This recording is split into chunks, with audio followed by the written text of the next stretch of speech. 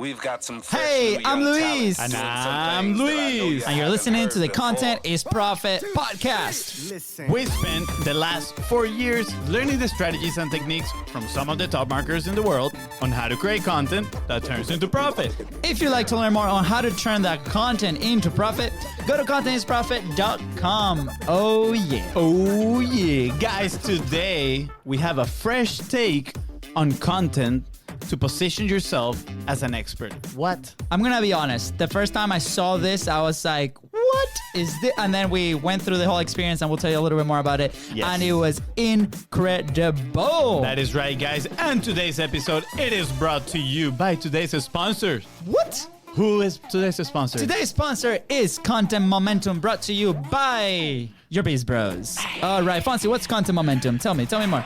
Tell me There more. we go, guys. Content Momentum, is our service. If you have long-form content, just like this one you're watching right now, a podcast, right? You send it to us and we turn it into the bite-sized value pack assets that you need, so then you can share them like little minions all over the social media, right? So they can recruit clients for you. So Oh, yeah. again, if you have long-form content video and you want to repurpose, just send it our way, slide in our DMs. We're here to help you. Sweet. Before we dive into this amazing topic that we have today, guys, please go ahead and subscribe to the show. That way you know when those episodes are dropping on your phone and you hear our beautiful voices with no so good looking accents. There we go. Follow us on social media at BeastBrosCo. We're happy to respond to any DMs, any messages coming that way.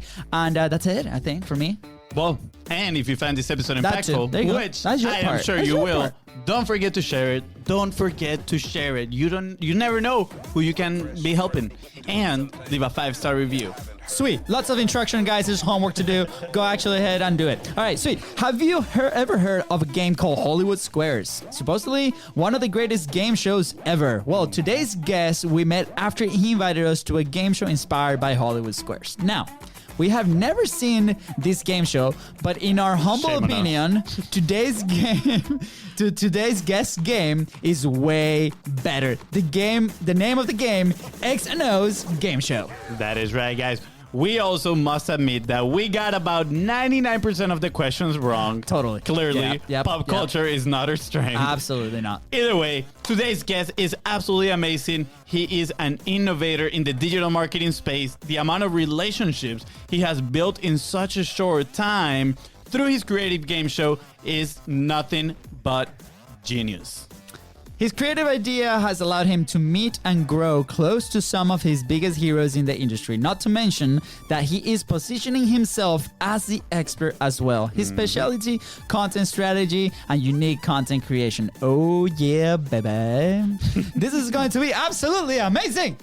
Oh man, I love that we even type, oh yeah, baby, right there. Yep. Guys, please welcome host of the X's and O's game show, founder of Micro Machine Media, and the Dr. Alan Grant of the internet, Mr. Jim Beard. Hey, welcome, Jim. That is amazing. That is absolutely amazing. You guys have the best openers, hands down. Fonzie. Immediately, big smile. Like I saw Steven Larson's too, and he was just like, That's what we like to see, man. Oh, A man. big smile on you guys. Thank you so much, Jim. Absolutely, we gotta get this thing started with good energy, Yeah. and I'm glad we were able to nail it with you, man. And you deserve this and way more. So I appreciate you coming onto your show. Look, full disclosure, full transparency here, Jim. Before the show today, I didn't have the energy, right? I was a little, down, one of those days. And then I was like, yo, we're bringing Jim into the show. As my brother hopped in Skype with you, I started doing my warm-ups. I was like, oh, I need the energy. Gorilla mode. And after the intro and after talking to you, I'm like, this is it. This is literally the high of my day. So excited to be here with you, man. So thank you so much. Awesome, Jim. Let's get this thing started, man. Like I'm so who? excited to be here with you guys. Awesome. Sweet. So who's Jim, man? Because, you know, we started getting all these messages on Facebook like, you guys have to be on this guy's show. And it was like every single weekend we will get these messages and like, sweet, when is the show? Well, Saturday, 9:30 p.m. And I'm like, what? That's insane. That's it's awesome, but also insane. Like, I don't get it. But it was like always like super last minute for the guests, like for us getting the invite, and we're like, we really want to be here. How do we do this? So then we connected through Facebook. But I want the audience to get to know you, man. Like, you obviously working on it. We'll dive into your game show, which is freaking awesome. But who's Jim? Like, what do you do now? Like, how do you get there?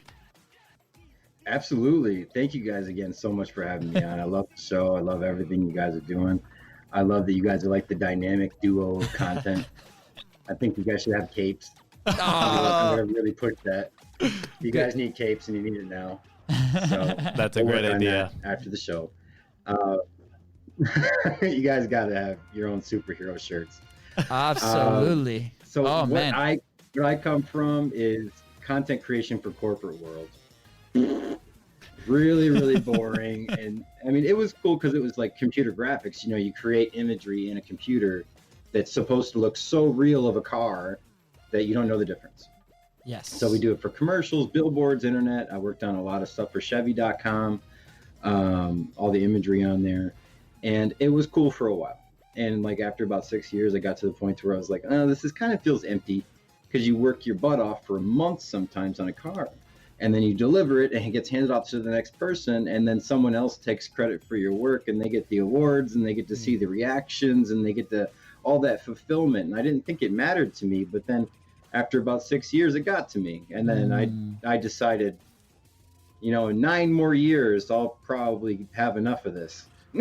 And I did. So 15 years total in the industry. Wow. And I was like, you know what, I'm going to do something different. I want to take this level of quality, this level of working on the corporate level, and take that to entrepreneurs and marketers and give them that spotlight. People that I believe in, and I believe in their impact and their message. And that's where Micro Machine Media started. And it was essentially like, okay, well, I want to simplify content for people, much in the same way you guys do. So I was letting them know, like, hey, I don't know why you guys are spending so much time on this. You don't have to. Like, if you just have this system in place, it's pretty much just you create your video and let the rest of the machine work. Yeah. And I got such a huge response from it that it was like, okay, maybe something's here. Much in the same way you guys do. Absolutely. And you guys do amazing, amazing work. And I'm so happy for you guys at your growth and just all the exposure you've gotten. I'm just tremendously excited for you guys. And I love seeing it because you're help spreading the same kind of message. And it's huge. Content doesn't have to be so damn hard, and it doesn't have to be such a pain. Yeah. And it can be fun. That's true. The video you guys are watching right now, these guys put so much energy into it. It's because it can be fun. Absolutely, man. Thank you so much for those comments, especially for those listening, right? The audience that we might be changing some beliefs here and there, right? And that's the thing. Like, content doesn't, like you said, doesn't have to be hard. It can be a lot of fun. Yeah. You have a very unique to make it fun and effective too, for you and your business, which is very, very important. So, I'm like itching to like dive in. I know, Fonzie, you have a question in there. I mean, first of all, I want to point out, if you see me here holding a pen, it's because I wrote down capes and superhero shirts. Because hey, we're gonna do that. You know, we're gonna do it. Too. Yeah, you can even say Biz Bros if you want. Oh, we're gonna make 3. Yeah, we're gonna be, you know, like, I don't know what group of 3 superheroes out there. We need a 4th for and the I want video of you guys in the parking lot or your driveway just running around like this. Yes, that'll be amazing. We need a green screen, and then we'll have some awesome content right there. You know, but my question mainly was, I mean, 15 years in an industry, that's a very long time, right? So what were some of the challenges of you transitioning from the corporate world to starting something on your own? You know, I'm sure a lot of people might relate to this because they might be stuck right now in an office, right? Or maybe at their home right now, since they kicked everybody out of their offices. And they might be thinking, what are the challenges I can expect? How can I move forward, right? Yeah. So I'm sure your story is going to inspire many. Absolutely, yeah. And it was painful because I didn't do it right. So I started out the business and I was just like, all right, let's go out and sell. And it's just not the right idea. You go out there and they're like, yeah, okay, whatever, bye. And so you start messages and you start relationships, and that's where I started getting traction, is to where I stopped trying to sell. Yeah. And I just started meeting people. And it comes up naturally. If you let it be natural, it will naturally come up. What do you do? Well, how did you get involved in this world? Why do we have 200 mutual friends? And you are very popular, Jim. Now, You're a very popular guy. I'm very guilty of, like, if there's 200 or more mutual friends, I'll add you. Like, 'cause I got to do it quick, because I got to fit it in where I can, because I'm still doing my messages. I'm talking to people all day long. Yeah. And so that was just kind of where it started. And that's where I started getting actual traction. Before that, I actually started opening up conversations the complete wrong way, the dirty car salesman way. To where it's like, hey, how's it going? Just want to let you know my name is Jim Beard and I work on content, and I can help you with your content strategy if you find yourself in need at any point in the future. And they'd be like, unadded. That's and it. they'd be like, oh, what am I doing wrong? Yep. It's like, come on, you're not going to run into the middle of a mall. I mean, not even a mall, because that's where you sell stuff. Yeah. Like a festival, and just start being like, hey, I got this thing for sale. Buy it. Yeah. Because that's obnoxious. You're there for a different reason. You're there to enjoy yourself. You're not there to be sold. So Absolutely. What do? You do what it's meant for. You be social, And a big thing I never really paid attention to from Steve Larson, that now I see, like, why he hits it home so hard, is to publish. Publish is everything. And Steve yells it. Steve yells everything, but Steve Larson yells it, and it's still not loud enough. Yep. And it's made all of the difference for me, because me pre-publishing to me post-publishing is a completely different person and business. Yeah. And Absolutely. I love that. And publishing can look very different for different people, right? I'm curious. Why do you think, first that question, and then we'll go into a different one, but, like, why do you think people don't, even though the message is out there from, like, very successful people every single day, go out and publish, why do you think people still resist publishing so much? I think it's twofold, in my opinion, and that is, they're afraid to be on camera because they're going to be judged. And the second thing is, they don't know what to talk about. So you're going to get on, it's going to be a live with just you watching your own video, one person watching. Yeah. And it's going to be just you terrified. And that's what we build up in our minds. It's like, if I'm on video, I have to have something to say, and I have to have myself ready to go, cleaned up, prepared. And it's the exact opposite. In fact, people will leave you if it is that way in some occasions, because it feels too salesy. Yep. Yeah. Instead, but I promised myself in 2020, I made one of those New Year's resolutions that no one does. And I've never done one before. And it was action first, think later.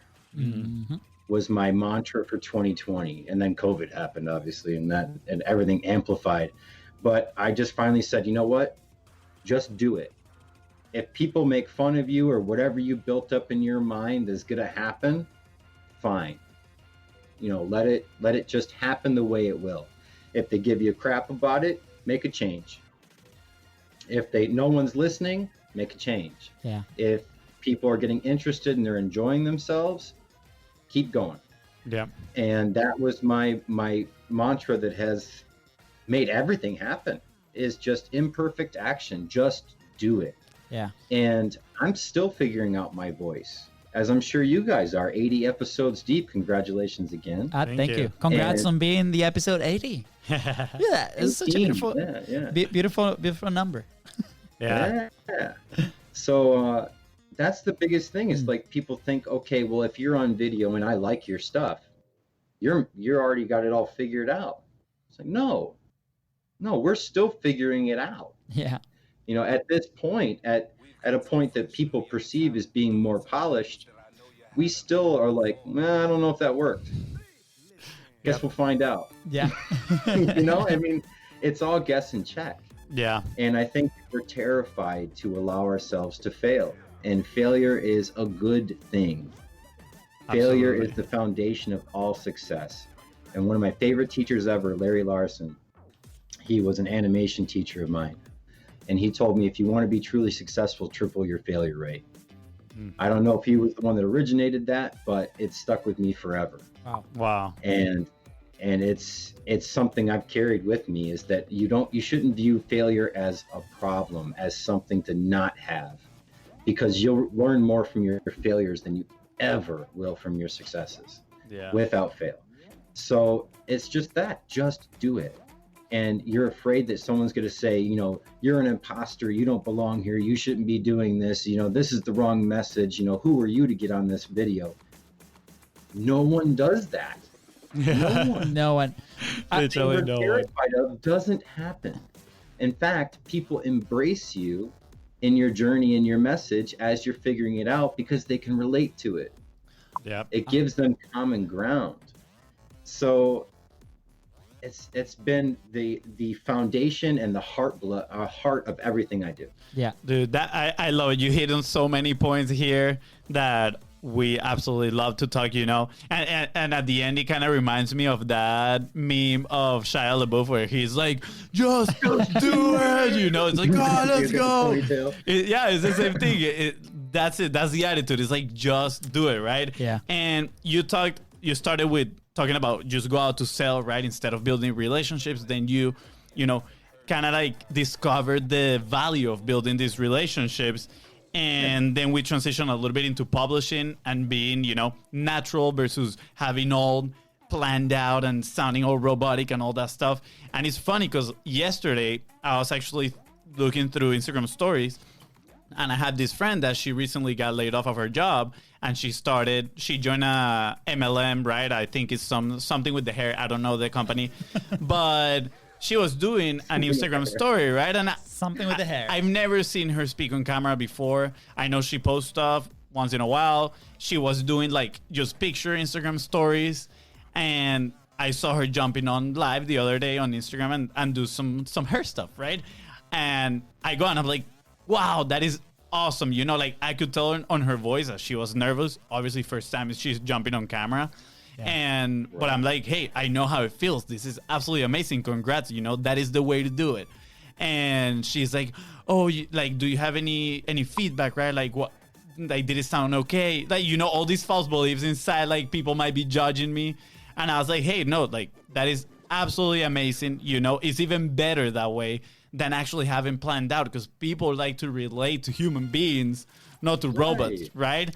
Yeah. And yeah, I don't know. It was a cool reminder that we all gotta start somewhere, right? Yeah. And the more we do it, we just get better and better and better. Like you said, if we want to be successful, we need to triple our failure rate. So just do it again. Just do it. A couple points there, right? Like I think a lot of people are like you said, terrified of failure, but I think people are more terrified of the word failure, because a couple interviews ago we talked about how we can reframe our brain from failure to samples, right? And how AI, right? The whole story with the chessboard, and you know, AI took every failure as a sample, and then they just like optimize their system. We are systems, right? Our head is a very smart system. So instead of framing it as failure, whatever, like name it however you want. But for us, I made a decision that I'm going to call it a sample. And if it's a positive sample, great. If it's a negative sample, I'll take feedback and then I improve so I can go out and execute. And just that reframing is going to allow you or give you permission if you need it. I'm on those that it doesn't matter how you call it. Just like take it as a win either way. But it might help some people to actually take action and move forward, right? So, you know, increase your samples. try it out here, learn from there. And also, I see content and you being exposed on a camera as a relationship, right? You gotta be yourself. And if you're running a business, you don't want to fake it in front of the camera, because guess what? When things start to happen, when you get those customers, you start developing those relationships, they're going to see really who you are. And then there's going to be a disconnect between the message and you and the company. And that's when trouble starts to happen. So what we started to do, if people react a certain way with our content and they don't agree with us, that's fine. We just accept that they're not our ideal client. They're not the ideal person that we need to be working with. Guess what? Your message and the way that you are is going to attract people that you actually enjoy spending some time with, especially working with, right? So that's how basically on our end we've framed it. And, you know, you make a wonderful sample of that, because we were able to develop this awesome relationship around the topic that we're passionate about, content and different original ways on how to multiply the message in for our clients, right? So super awesome. Absolutely. When I know we talked a little bit about the transition with your corporate after 15 years, how you pivoted and you're like, wow, that's a big change. Now, with starting your business, like what are some of those samples, right? What are some of those like stepping stones that you've seen internally with you, maybe creating your show, that were a little bit challenging, and then how do you like overcome those? Absolutely, and I'm still dealing with these challenges now. I mean, I just talked with you recently about some of the things I'm trying to streamline and make more efficient currently. Yeah. And I'm completely upfront about all that stuff, because I want people to know about my journey. I want them to know that it matters to me. I genuinely care about the customer experience and about it being something truly meaningful. Yeah. And that means everything to me. And so when I started out, I made the mistake of hiring too fast. Because in my prior businesses, I never got help. And that was one of the biggest problems I had, was that I never reached out for help. And this time around, I was like, you know what? I'm going to do it different this time. I'm going to get help right away. Yeah. That was a problem, because I didn't allow for that time to figure out where those pain points are. You know, you hire at pain points. And now I see that. Yeah. But I started out and I'm not getting clients, and now I've got overhead. Yeah. And I've got people with families that they need to support on an income, and they're looking to me to be that income. Yeah. So I'm having them work on stuff for me, but there's no income coming in. So I just see the number going down. Wow. And it's terrifying. Yeah. It's absolutely terrifying. And so you're like, okay, well, I've got this team. I'm going to advertise the team, and I've got this powerhouse, and we're ready to rock. Come on, bring in the work. The work doesn't come. So it's like, okay, well, I got to work on my message. Oh crap, I should have done this first before I hired a soul. Yeah. Yeah. And so now I'm trying to backtrack before the business essentially crumbles on itself, because the overhead eventually will capsize the business without having income coming in. And so that was a huge problem in the beginning. Yeah. And so I had to scale back 3 employees, and that, which is a story like Marley Jacks, who's a wonderful mentor of mine and just absolutely incredible. She told a story the other day about how she had to make some cutbacks to make sure that her business was healthy. Yeah. And it was very similar to myself. I had to make those cutbacks in order to do what I should have done in the beginning, which is know your market, find a problem, solve the problem, work on your messaging, get your messaging down, test your messaging, then make sure that you have fulfillment in place that can fill that. And that in that time period is all you. That's just you. And it has to be you. Yeah. And then when you hit pain points, when I say pain points, it means, man, I'm spending an awful lot of time on these redundant tasks of X, Y, Z. Okay, is that a hireable task? You know, you need to analyze it each time. Is this a hireable task, or is this something I can become more efficient at? And if I can become more efficient at, then I need to keep doing it until the business is healthy enough to be able to hire. Yeah. So it takes a lot more analysis than I gave it. Wow. And I didn't give it the proper respect it deserved. Yeah. And because of that, I paid for it. I had a really, really rough time at the beginning of COVID because people were, protecting themselves and their assets. And they're saying, you know what, I'm going to hold on to this for a moment until I figure out what COVID's going to do. Yeah. And in that time, when all those budgets got constricted, that was when I just hired up. And so like, I'm finding myself in a position to where it's like, oh my God. And like I said, you just see the number dropping. Drop. And so once I scaled that back and I made some offers, I put together a better offer and I started offering it out there. I joined some masterminds and I started really getting involved with the experts on the show. And that made all the difference. Really, the show made the difference because those were deep-seated relationships based around a super weird thing. Yeah. So it's memorable, right? Absolutely. Yes. And so because of that, people wanted to reach out and help. And so they would be like, hey, listen, the show is incredible. Thank you so much for having me on. What can you do like this for me? How can I get this weirdness in my life? That kind of stuff.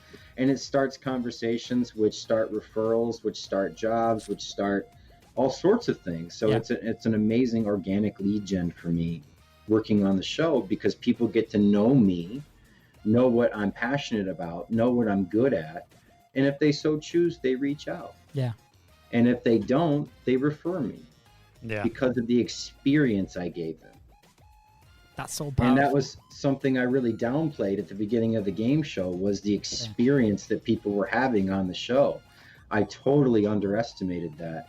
And it ended up being one of the things that has propelled me in my business. Yeah, I love it. And thank you so much for sharing those lessons because I'm sure some people might find themselves in that situation, whether debating to hire or not hire. And the picture that you painted, is absolutely incredible. And I love the part of the show that you just dived into, right? I think it's a good start segue right here to get into that.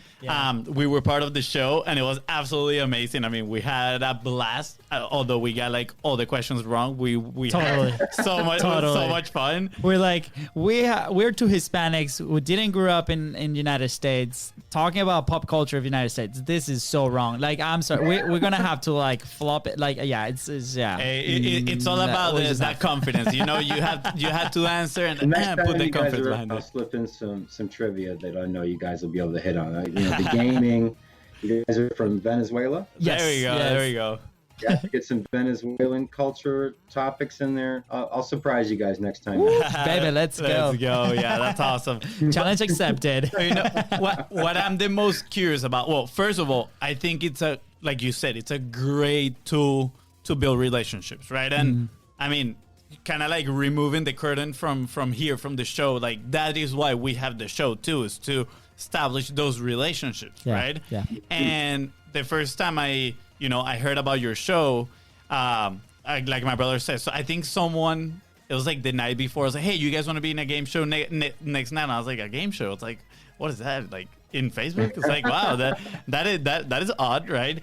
And I mean, we checked it out. We didn't end up doing it then, but we kept hearing about it. And what surprised me, what caused me curiosity is like, wow, what a smart way to leverage your time, right? Because in here we're building a one-on-one relationship, obviously, which is amazing in a 1 hour span or so. But you in a 1 hour span or so are building like 12 relationships and like very like deep relationships. Like you guys are cracking jokes, right? You guys are literally becoming friends. It's a party, guys. Just go watch the game, X's and O's game show. We're gonna leave the link in the description everywhere, so go check it out. It's so fun. It is a party. And also, if you want to be a contestant, send Jim a DM. Absolutely. Send me a message and we'll get you hooked up. Absolutely. Yeah, because that's the idea. We want to genuinely help people. If you're thinking about starting a business, you're in a 9-to-5, or you just started a business for the first time, or you've started your business for a while and it just hasn't hit yet, Yeah. You're our people. You're the people we want to serve. We want to help you, and we want to take your hand and get you there. Yeah, that's right. Because I mean, so the contestants, they get prizes from the experts that he brings around, and pretty much by participating, you get help to grow your business, which is absolutely amazing, Absolutely right? good. So you're building all these relationships, right? And the point that I wanted to come across after 30 minutes of me just blabbering around was... editor, please cut that out. Was, you know, like, how do you get to that conclusion? Like, how do you know? What was it, that light bulb moment for you that was a game show is the way to go for me? I had a lot of people in the beginning telling me I was an idiot for doing it because it wouldn't make any money. And no, the show does not make, by itself, it does not make me $1. Yep.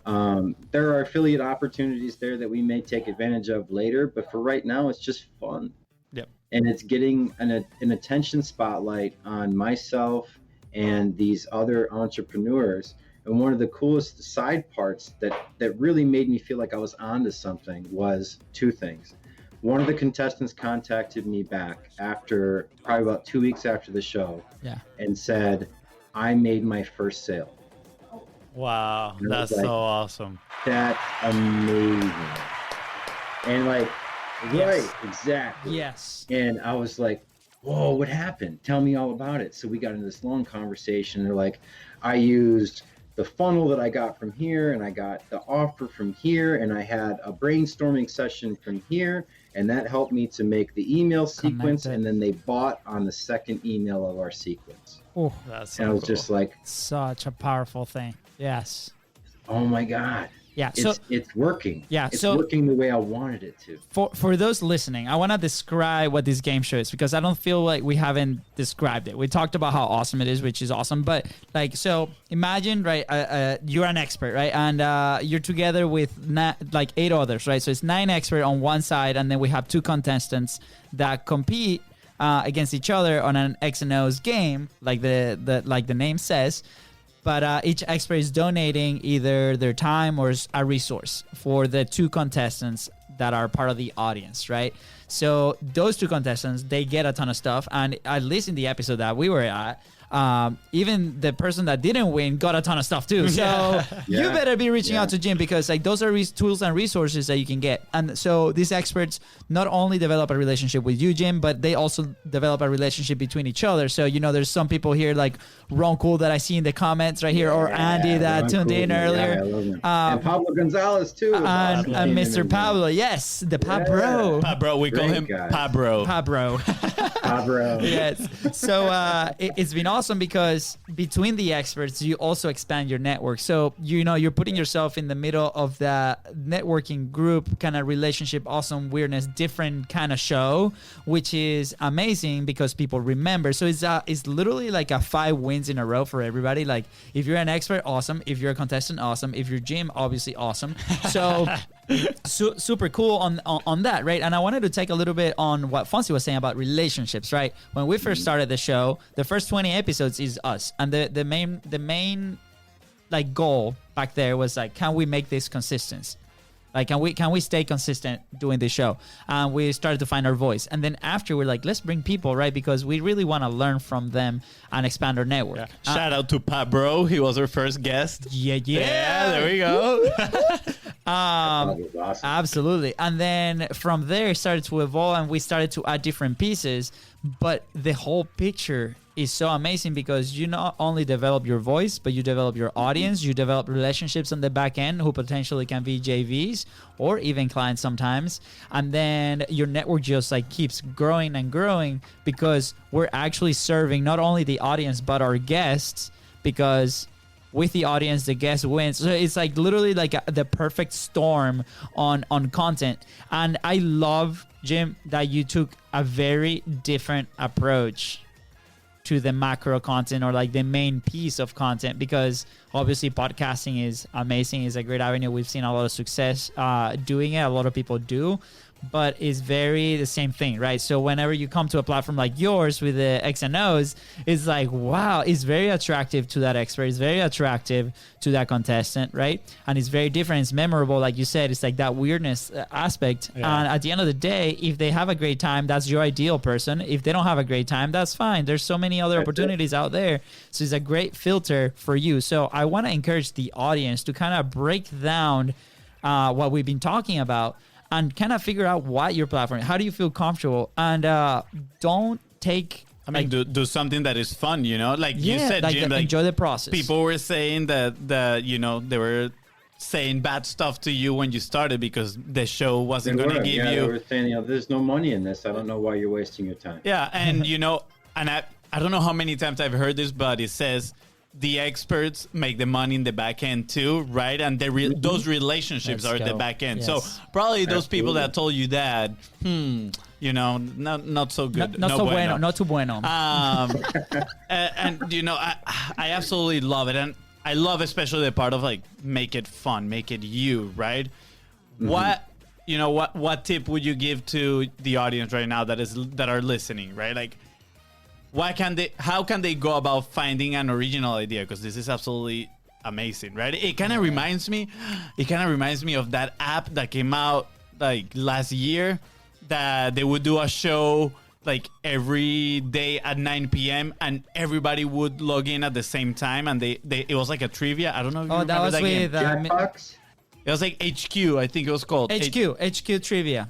Oh, I did hear about that. Yeah, that was the same. They're not around anymore, right? Yeah, I don't think they're around anymore, but that was so original, right? Well, 'Cause- also Mr. I'm Beast gonna have with to his take their new. place. Yeah, So exactly. exactly. So now there's actually this famous YouTuber. His name is Mr. Beast, and I'm here derailing Yeah. a little bit from the topic, but he actually created a similar app like that, right? It was So an experience. It is an experience around it, right? I think that's the key. It's an experience around the app. So Absolutely. when he did it, he's like, I'm giving away 25 grand or something, or 100 grand, a bunch of money, and people would have to go on their phones at the same time, everybody, and put their fingers on the screen, and then like little lights will light up, and they had to tap those lights. The person that would stay on for the longest will win the $25,000, right? Absolutely brilliant. Brilliant. He had thousands of people talking about it, right? Sharing, doing TikToks about it, Facebook, Instagram. Like the free PR that he got. Absolutely amazing. That is so brilliant. I'm going to look that up after this show, actually. I think that sounds awesome. Yeah, Yes. yeah. So my question is, what would you say to someone that is looking to create maybe a certain experience like that, right? What would be your recommendation? I wanted to finish up the prior thing because I said it was twofold. So it was the contestant that told me, and then there was the expert that contacted me and said, dude, I want to let you know I just sold 20 grand.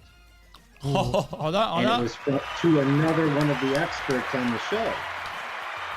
And they were like, I now can freely speak to these people I've never had relationships with before. I just never ran into them. And also, like, you could be on the show with a Marley Jacks, a James Smiley, an Akbar Sheik, an Alan Dean, like these huge names, and you could literally be a square away. Because we don't do like only big names. You could literally come on a show and you could be on with one of your heroes. Absolutely. And I love that about it. We were with you, Jim. On. You're one of our heroes, and we were one square away. You guys are my heroes. I love having you guys on. I love that we broke it up into two squares too, so you guys can give each other crap. Competition. Let's go. I knew that was going to be a good choice too. Yeah. I need to make sure I separate them because it's going to be way more funny. Yeah, Pablo here in the comments, he has been telling us for the longest time. He's like, you guys should start like a campaign, #PickABro, so we go at each other and stuff. Yeah. That is truly, truly brilliant. Yeah, you need to do that. He's definitely gonna be. He's gonna win. Look at the beard, man. Is it part of the beard, right, Jim? There we go. That's the only. I got love for the beard. Hey, let's go. You got a baby beard going. You got A little bit, just a shade, you know. Yeah, just my a wife little says bit, it's you know, sexy. for the danger boy kind of look, you know. I'm a bad boy. I have a motorcycle helmet and a leather jacket somewhere. I know. Oh, that's awesome. I once put a cowboy, like It works. a trucker hat, and my wife is like, "You look like the Hispanic Luke Bryant." I'm like, "I'll take that. I'll run it. I'll run with that.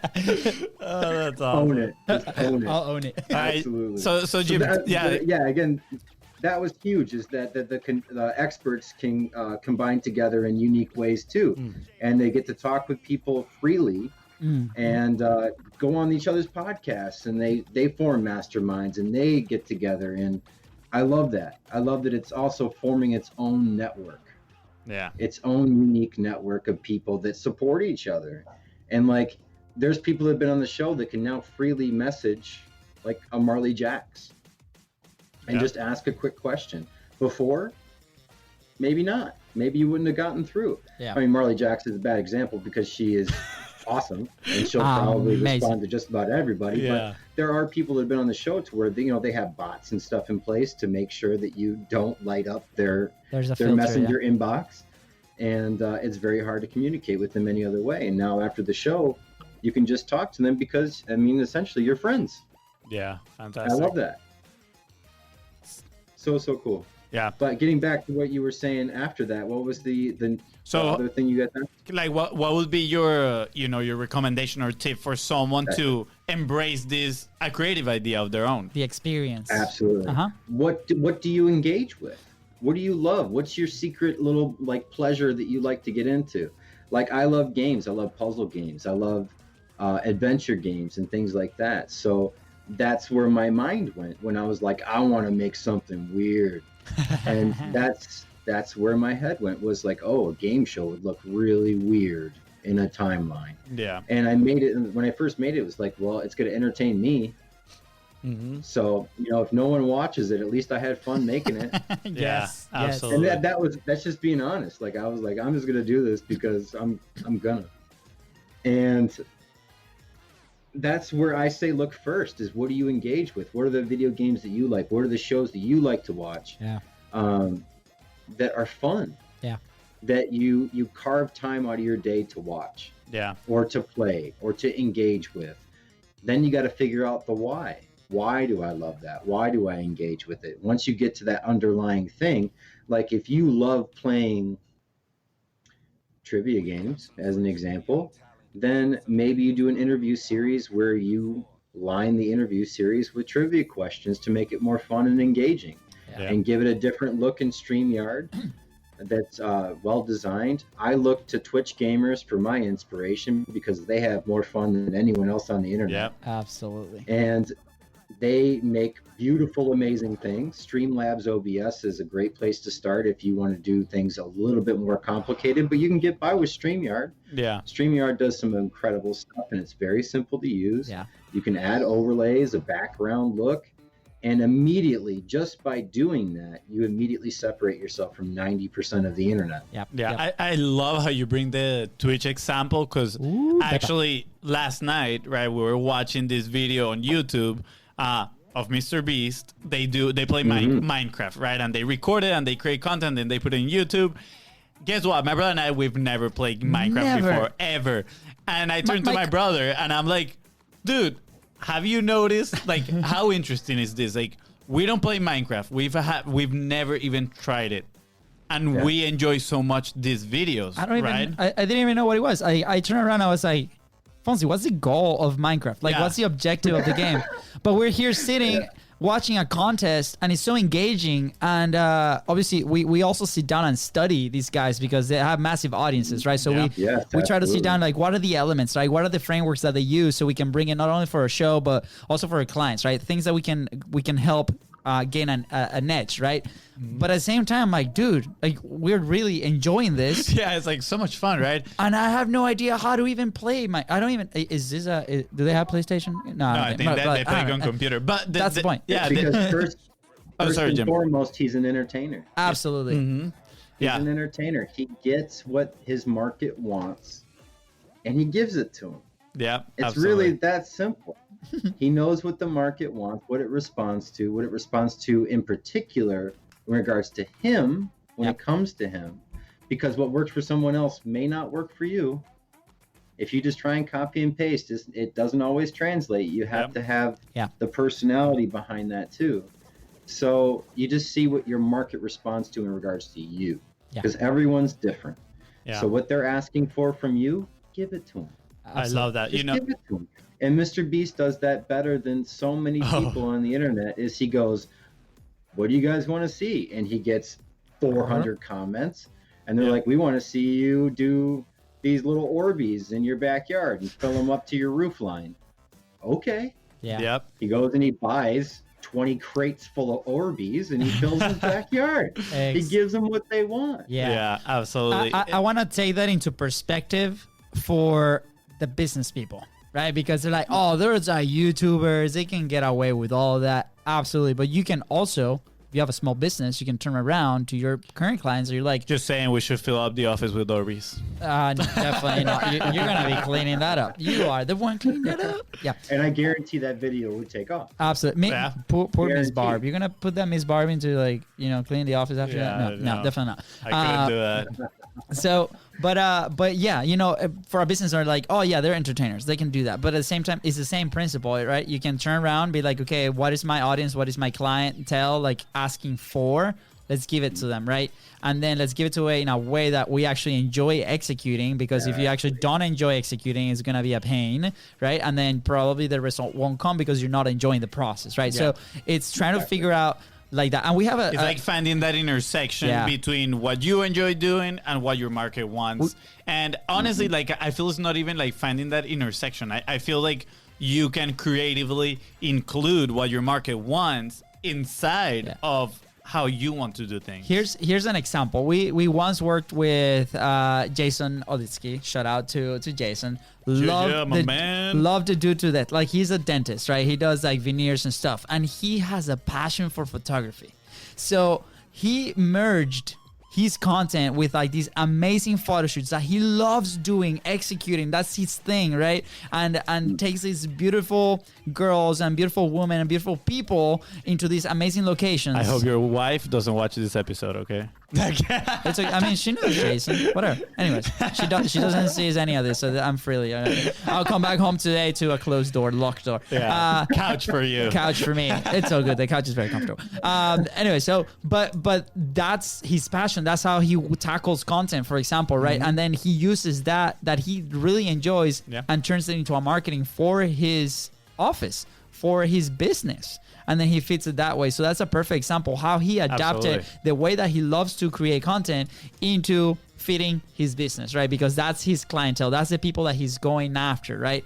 So if you're listening right now, please figure out a way on how to create something that you truly enjoy. We have Pablo here that is freaking amazing co-host of an amazing podcast for real estate, right? And they have fun with different guests. We have you that have a freaking game show. I never thought about it. I'm just so in shock because I never really truly saw this ever. I think it's the first time I see it, and we've seen a lot of content, right? And we truly enjoy the experience, and this is why you're here on the show sharing this with us. So thank you. Yeah, I mean, that's a perfect example. Without the game show, I may not have met you guys.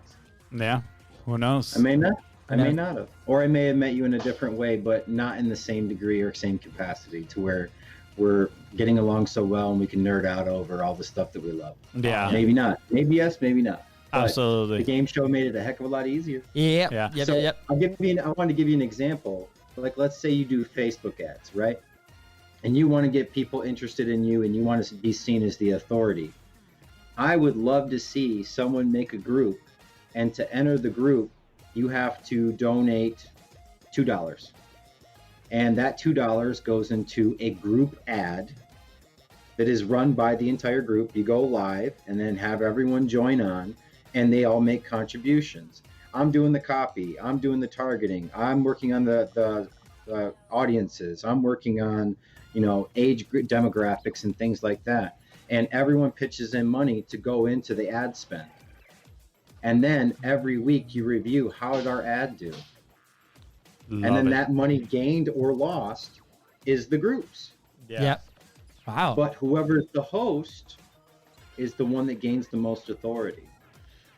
And so you're automatically seen as an expert, and you're now a facilitator. And now you can start vetting people and saying, listen, Johnny knows his ads. I'm going to recommend you to Johnny. So now Johnny has an incentive to pay that $2 because now you're recommending them out to other people that you get to know through your authority gaining of you having your group. Yeah. And it's cyclical. And I think that I don't know why people haven't done it that. Maybe it's because they don't think of it that way, but it has entertainment value. It causes authority. They have to pay a little bit. So there's a little bit of more attention gathering. It's a group effort. So they feel like they have a say to go with their money. And if it fails or it doesn't, you can still learn something from it. And you do weekly lives talking about, well, where did we go wrong? What did we do right? This is my recommendations about what I think we should do next time. Yeah. Wow. And I think something like that would be incredibly engaging. Hold on. Yeah. That's a gong moment. That's a gong moment. That goes around our marketing world. Wow. Is this your secret plan to take over the world? Just Michigan. Perfect. We'll take Florida. I think I can do it too because we're surrounded by lakes, so no one else can help. That is so cool. You know, like you got a fresh perspective. Yeah. The CCO title, Chief Creative Officer, right here. Man, that was so epic. Honestly, like that idea has never even like passed through our minds. I can tell you for sure, right? But it speaks to what you said, right? Because it says, okay, this is what my market wants. They want to know how to make an ad that truly sells. Mm-hmm. I want to see you make an ad that truly sells. Okay, well, how do I make that in a unique way that hasn't been done before that's also entertaining and engaging? Yeah. Okay, well, now you're part of the ad. If it fails, let's look at it. Let's figure it out. Yeah. And we do that together. So now you're forming community engagement and entertainment. So, I mean, I don't think you can go wrong with that. I love it. That's awesome. So can I here this is a golden takeaway, honestly, for people that are listening. You said, how can I make it engaging and entertaining, right? So something that we've read and heard lately, I would say, is gamify the experience, right? Having those clear outcomes, but at the same time, like making it entertaining. And the fact that you just put it right there, I think is absolutely amazing. You know, I'm gonna be fully transparent here. Like we've been thinking about doing something with 45 Live, right? Because it has been such a massive story. And every time we share with people, and the people that have taken action with them, they've all seen results. So we're like, okay, how can we create something with this? And one of the thoughts was like, how can we gamify it? You know, we need to gamify this experience, you know, have like can I, like, if you do a full week, if you manage to get all 7 days in a row, you get this little prize or something, right? Like, how can we make it enjoyable? It's coming. So thank you, man. That was absolutely, We're doing that was something awesome. pretty cool with Angie Norris that I'm really excited about. We're doing a TikTok challenge. Oh, nice. You ever seen Jimmy Fallon do his TikTok challenges? No. I've seen some of them. They're really fun. They're really funny. I deleted TikTok because that was like a black hole. Yeah, that was a black hole. I would go in there and then I was like, oh, 5 minutes. And then I would look up and I was like, what? It's like 3 days later. So, like, Jim, fun fact, we tracked production, right, on our team. Like, there's different phases and different, like, loads that we track every single day. We can tell when Fonzie uninstalled TikTok from his phone. We see it on the data, like it's there. So we turn around as a team and we're like, Fonzie, thank you so much. When Instagram came up with Reels, I was like, no, what are you doing to me? Yeah, because you cannot uninstall that one. Yeah, not again. I was like, Not no. again. Yeah. No. I once like uninstalled all the social media apps from my phone. I literally just had like text messages. I deleted email, everything. I was like, I don't need this on my phone. Like, I'm going to use it on the computer when I'm at work, and then I want the freedom. Yeah. I needed to disconnect. And my brother's like, dude, you work with social media. Like, you need it. We need it. Effectively, a few days later, I was like, I had all the apps back on my phone. Yeah. I want to highlight something that you've mentioned a couple of times here. Maybe not specifically, but you keep referring to different types of shows. You keep referring to Twitch, You found inspiration from other markets, other types of content. Always. It's amazing because sometimes we can get so focused. Fonzie, your alarm again. Yeah. Oh man, come on.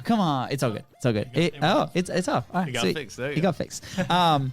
For those listening, guys, today we had a little technical issue and we went back to the phone, and part of the process. It's all good. But sometimes we get so wrapped up in the same type of content that we have in our own industry, right? And we forget that there's a lot of stuff out there in the world that we can grab inspiration from and make it different, right? How do you position yourself as somebody different, something different where that itself will attract a lot of eyes, a lot of engagement, a lot of relationships? And that's exactly what you've done and what you mentioned many, many times here on the show. So please, if you're listening, if you're watching, which you are, awesome, start looking at different industries. Jim looks at a lot of gamers. We see a lot of gamers.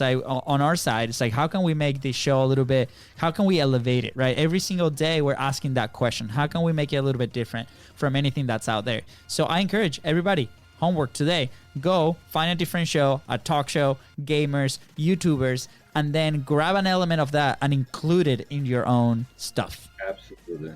Could not agree more. I think that is an excellent piece of advice. And I was going to say, as far as like gamifying it, there's so many ways that you can make it engaging for your audience. I take my guests and they present a prize. I don't pay for that prize. I facilitate that prize in a way that makes it flashy and fun and engaging to where you feel like you've earned that prize, which maybe in my hopes is that you'll actually use it. Of course. Because one thing I saw when COVID started is there was so much generosity from entrepreneurs. People were just giving stuff away, like 95% off to help out people from COVID and all this other stuff. And I was like, oh my God, people are just going to stack this up and never watch it, ever. Yeah. And I was like, what would happen if they could earn it? Maybe then it would mean more. Yeah. And they would actually get into it. Yeah. That was kind of where that part of it came from. Yeah. I like that point, because we've been guilty of that. We've been guilty of buying some courses and leaving them in the shelf, right? How I think Jim Quick, he uses this term with books that they are shelf help, right? Like they stay in the shelf right there and they don't do anything. But what you're saying, like if you have to earn it, right? There's like, I guess this exchange of, kind of like your energy behind it, that you had to work for it in a certain way to get these prices. You put some time into it.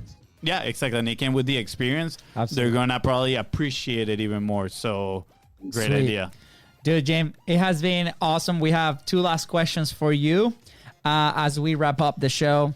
I need to go back and re-listen to this thing. This was absolutely amazing, man. Baby. Thank you so much. Fire. So, absolutely. So we've talked about a lot of action points, but what is something really quick, really like something that people can execute today to make their experience, their show, their content a little bit better, right? Or a little bit different from anybody else? Yeah, no problem. StreamYard Ecamm Live. I believe you guys utilize Ecamm Live on occasion. You may even be on it now. I'm not positive. We are. But you are. And what that allows you to do is to give in live comments. And it allows you to change some of the color and the layout. And you can do a really just quick and dirty layout in neighborhood of an hour. And you can use even like Canva to output assets. Canva's free.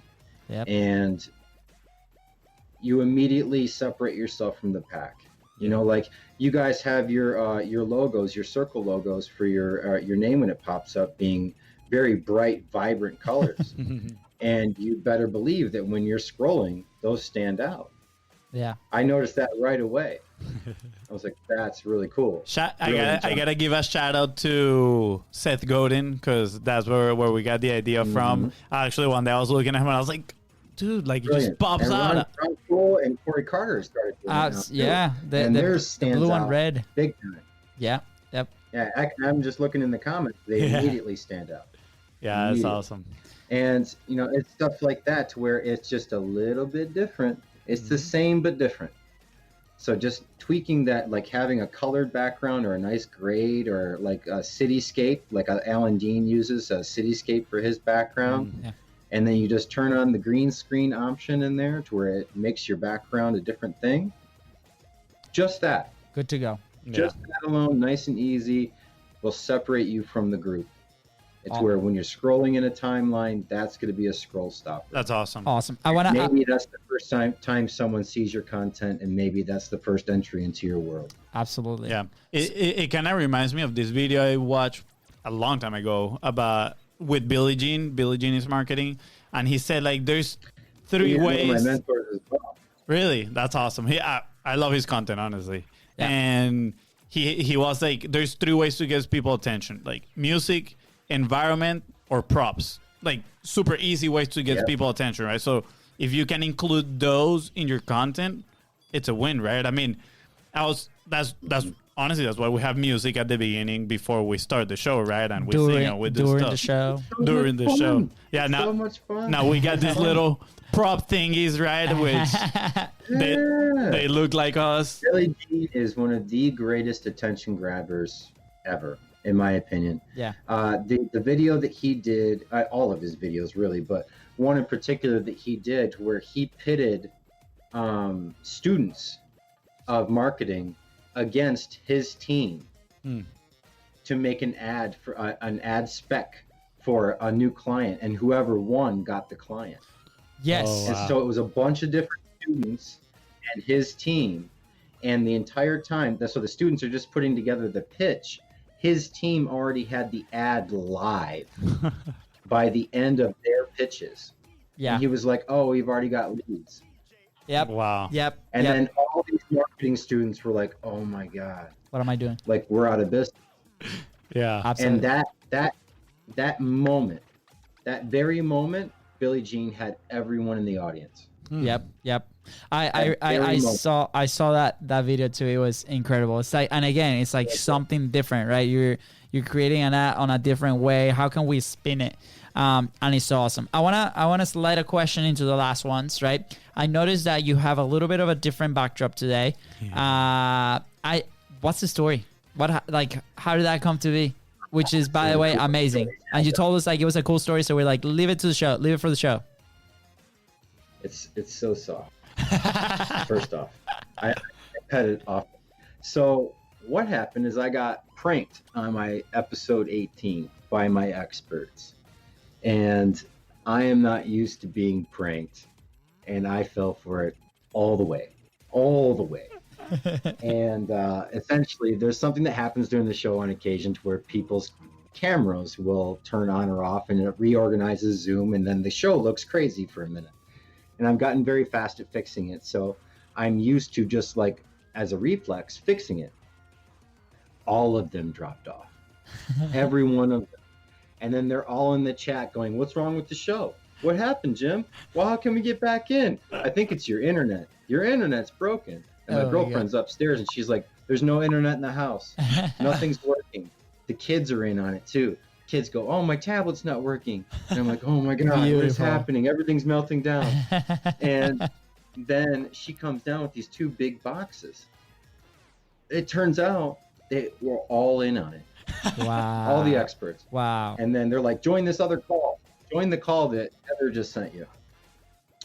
And Heather Murphy is someone that helps me out with the show. She's tremendous. Evergreen Entrepreneur is her program. She is just absolutely incredible. I can't recommend her enough to help you out with branding and putting your shows together and putting together your groups and group management. But so she kept telling me, "Join this other call, join this other call." And I'm like, "No, I'm trying to fix the show. What's wrong with you guys?" Like, I still didn't get it. Yeah. I was still trying to fix the damn show. It was game time. It was game time, and that's where my head was at. So finally, my girlfriend was like, "No, seriously, just stop. Join this call instead." So I get on, there's 20 some people in a Zoom call, and I'm overwhelmed, and it's all these old experts. And they're like, "Tonight's show's about you, Jim. And we just wanted to thank you for doing this show and for being so generous with your time." And it's just like, they made me cry, and it was like this big thing. And it turns out in the box was this. Wow. In a stand. Oh, And man. they had all pulled together and gotten me this amazing and so wonderfully touchable banner. Yes. Wow. Yes. Dude, like, this was just like a movie, you know? Like, I got chills. I got like I watery did. eyes, Yes. man. It was so sweet, man. And so it was absolutely incredible. And just those people they mean so much to me. The other thing about publishing is, and in my particular case with the game show, is the people that come on the show, we end up becoming kind of like a family. Yes. And that was not something that I saw coming ahead of time. And it's the best way I can describe it, is a chosen family. Dude. And they did one of the nicest things that anyone's ever done for me that night, and I will never ever forget it. It was absolutely incredible, and it would have never happened if I hadn't taken action and made my goofy weird show. That's so amazing, man. Goofy, weird, and awesome And show. awesome. I gotta maybe text Andy and Tony and Mike why we didn't get this text to be part of the whole unveiling thing. Dude, yeah, it's okay. I'm gonna get them. I'm gonna get them. I enjoy this story, man. It's absolutely amazing. It's awesome, and like you said, it's like a chosen family now. Yeah. That just speaks on the importance of like these relationships that you're building, right? And it just speaks in, you know, all these people that says like, oh, you're crazy for having this game show. Like, it's not going to give you any money, whatever. Look, like, money, honestly, is like secondary here, I think, because the relationships that you've built, absolutely fantastic. So thank you so much. Sweet, man. Thank you for sharing that story. I'm glad that we were able to ask you. We almost forgot to ask you that question. We're like, oh no, we have to talk about this. It's so freaking cool. Like all these logos I've worked on, all these projects I've worked on, and now the talk to the beard. I love that talk to the beard. I love it. Freaking love it. It's so cool. The only problem is that it's 8 feet by 8 feet, and my ceiling's not tall enough. And my original setup is like, I'm in like a little space. I have to rearrange the entire basement to make this thing happen. It's so good. So, That's a good problem to have. That's what it is for now, but you'll get a better look at it soon. Sweet. Awesome. Can't wait. Share the link with us, and so the audience can join in and see the whole thing. Dude, probably the most important question that we have on the show to the very end. Jim, where will you be if you did not start publishing? I would be still making cars look pretty for other people, for them to take credit for. Yeah, that's dude. The music went out at the perfect moment too. That's perfect timing. Yeah, I was like silence and then a boom. Period. Dude, I wouldn't know any of the people I know right now. I would have never gotten anything like this. I would have never had that moment that they gave me. I would never have that every weekend, that moment I get to have when someone is like, oh my God, thank you, this is amazing. Or when these experts approach me and they say, I made connections that I've been working on for years, and now I have this connection, or I've made a sale, or any number of things that have happened to where people are moved emotionally, financially, any number of ways, and none of this would have happened. I would still be working that same job because it was comfortable and because it supported my family. Yeah. Wow. Thank you so much, Jim. Thank you so much for sharing that. Ooh, baby. So much fire. Guys, thank you so much, Jim. Absolutely honored to have you on the show, man. Like this was truly an awesome show. I mean it. And people are like, you guys always say that, but it's like, it's true. We always enjoy it. It's so good. Yeah. And the audience has loved it. We've been receiving a lot of messages all over the place. So I truly hope that this episode can mean a lot to a lot of people, and they can truly connect with you, and they can come as contestants or as experts. So if you're listening right now and you want to be part of that amazing game show, we will probably be part of that more than one time for sure. Text him, reach out to him. Soon. We're getting jackets for our 5-time experts, like on Saturday Night Live. That's so cool. Oh man, now I want that. Okay, that's Jim, epic. book us for the next 4 so we can get that. For that night. I know my wife is like, what are you doing Saturday nights? I'm like, I'm on a game show. On a game show, baby. Yeah. If you want to see me, you got to tune in. You got to tune in. Actually, be a contestant so we can win all this stuff. We've had several experts say, man, I wish I was a contestant. I know. Yeah. That's I know. awesome. It's so good. So, Jim, where can people find you and connect with you? Absolutely. You can message me personally. I'm always happy to help, answer any questions, give any kind of value I can. Check me out on the X&O Game Show Facebook page. And also we have a new group starting called the Omnipresent Army. And that's a group where we go in and we go live twice a week and we talk about just different ways to simplify content.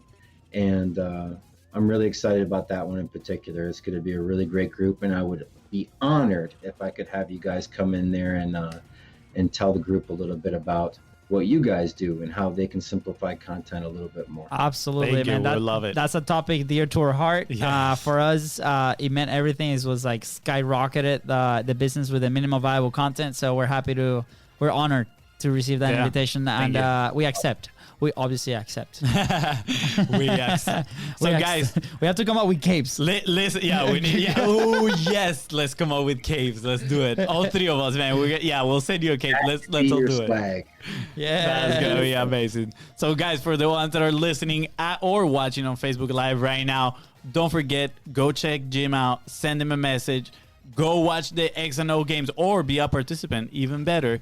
And also join his Facebook group, Omnipresence Army, right? Yes. sir. All the Awesome. links are going to be right down at the description. So scroll down just a little tiny bit and you're going to see everything in there. Yeah, Go join don't the- click him, smash him. Smash him.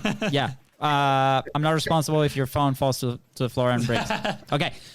Jim, don't leave. We're going to say bye to the Facebook audience. But first, with that, thank you so much, guys, for tuning into the Content Profit podcast. Don't forget, smash, subscribe to the Content Profit show and follow us on social media at BizRosCo. That is right, guys. And if you find this episode impactful, which I am sure you did because it was absolutely amazing, don't forget to share it and leave a 5-star review. Thank you, guys. Thank you. You forgot your second and. I know that we had no time. All right, bye, guys.